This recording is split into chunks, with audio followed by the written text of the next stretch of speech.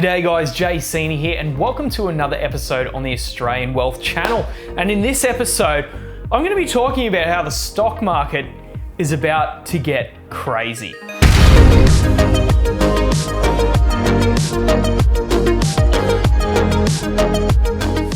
So thank you guys so much for watching. Please make sure you like and subscribe to this channel. It really helps to get these videos out to more people. Now, we need to talk about the stock market. Now, as we've seen, there's been a little bit of a dip in the stock market recently. I believe roughly around that 5%, we've seen that dip in the S&P 500. So there's a little bit of fear, there's a little bit of concern at the moment as to what the stock market's gonna do. Is it gonna tank?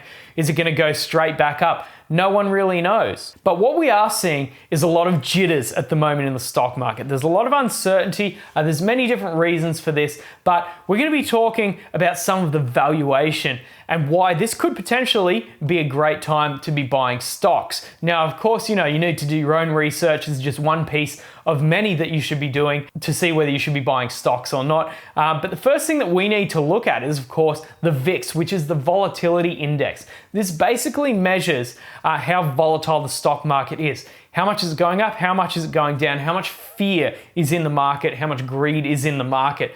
And what we're seeing is that there's been a little bit of a spike in the volatility index. So that means there's a lot more movement. And generally when that happens, that kind of breeds more and more movement until it gets to a point where it dies off. That is what we've seen in the past, and that is probably what we'll see now.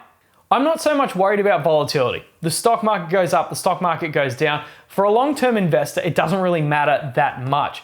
What really matters is valuation. So we have some research from Yardeni Research, which is a great research organization. They do so much good stuff. And I've actually got some data from them related to the S&P 500 and the forward PE ratios of large, mid, and small caps. Now, what we're seeing is that large caps currently have a PE ratio around that 20.7 mark. The mid caps are around 16.5, and the small caps are around 15.8. So what we're seeing is that based on their earnings, the large caps are actually more highly valued than the medium or the small caps. Now, what that means is there's potentially more risk reward favorability in the mid to the small caps. What we're seeing relative to the market, the large caps are quite a bit more highly valued than, say, the mid or the small caps. So there's many different reasons for this. And I guess one of the biggest reasons as to why the large caps are trading at a higher PE ratio is because there's more certainty around earnings. You can basically guarantee that in the next 5 to 10 years, Google, Apple, Amazon, Facebook, they're all going to be more profitable in the future. So they're trading a little bit of a premium to the rest of the market.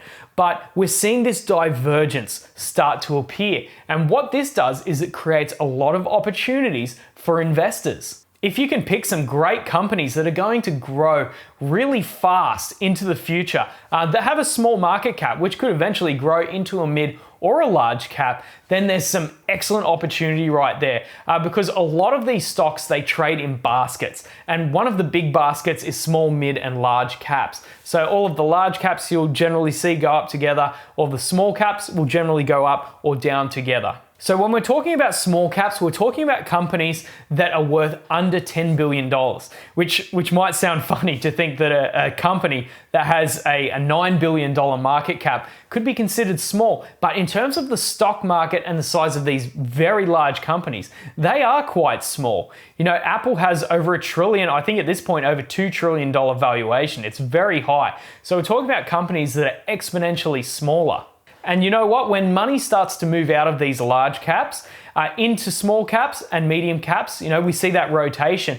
It doesn't take much to get them moving really fast. And there's some great results that you can actually get by investing in mid and small caps, provided you're picking the right ones that are growing. So some of the companies that I'm investing in at the moment are all small caps with the exception of Coinbase, because I just see great risk to reward there with Coinbase at the moment. I've actually added about $5,000 into Voyager Digital, into the crypto brokerage, which is growing at an insane rate. I just did a video on that one, so if you're interested in having a look at a company that's growing super fast for an investment, I have some information on that in another video on this channel, and that has a $1.5 billion valuation. So not a big company in the scheme of things, you know, big company in terms of individuals, but you know, it seems to be at a very attractive valuation at this point.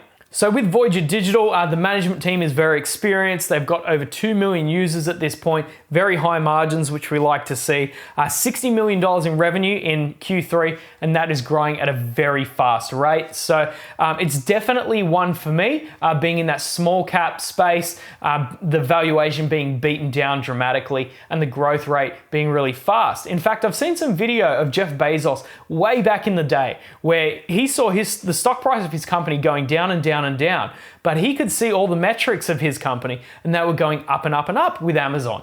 So what we're seeing is the stock price going down, all of the assets and the goals of the company going up. And he knew that this company was going to be eventually valued a lot more fairly. I think we can see a lot of this in companies that are small caps. You know, they've been beaten down, and if they achieve and they do the right things, their valuations will grow quite dramatically. We're seeing Coinbase at the moment at over a $50 billion valuation. There is potential for Voyager Digital if they can continue to execute and grow up to the same rate as Coinbase, that they might have a $50 billion valuation, which from this current perspective would be over a 25x. So who knows? We'll just have to wait and see. So I'm going to continue to add to Voyager Digital. I'll also be continuing to add to Tattooed Chef under $18 a share. So anyone that's been following this channel knows I love Tattooed Chef. You know, very similar story, massively growing company in a massively growing sector. That's what I'm all about. And that's what we're seeing from Tattooed Chef. Their margins are increasing. We're also seeing revenue growth, which is fantastic. So as long as they continue to execute, that company should grow in valuation over time. So small cap company, it's under $2 billion market cap. And of course, the other one that I'm adding to is Coinbase, which is one of the mid caps. So guys, we need to be honest, it is Wall Street that moves these stocks. It's not the retailers that are going to make massive moves and see these companies, you know, go up 100%, 200%. You know, a lot of money needs to move in to these stocks to see that happen. And of course, it's Wall Street that has it. And I believe that the more this happens, we're seeing small caps go down, you know, large caps are still very expensive. A lot of funds are going to decide, you know what, maybe it's time that we start buying into these small caps to get better returns. Because the risk reward, personally, I believe is so much better, and just based on the metrics, there seems to be a little bit better risk reward at the moment for those small cap companies. So a lot of big hedge funds that have the money might start to sell out of those positions and might start to move them into small caps or mid caps. Now, will this happen next week? I don't know. Will this happen next year?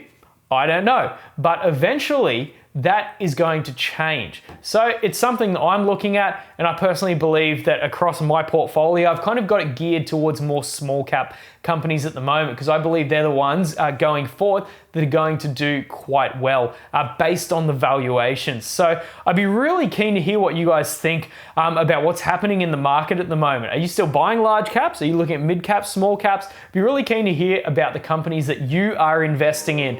Leave me a comment down below. So thank you guys so much for watching. Please make sure you like and subscribe to the channel. Really helps to get these videos out to more people. So my name is Seeney. You can get yourself a free stock from Stake, deposit money, and you will get a free stock in your brokerage, which is very good. And We Money, of course, I use that to track my net worth. If you sign up with them, you will get $5 for free. That's it. So thank you guys so much for watching. Like and subscribe, and we will see you later.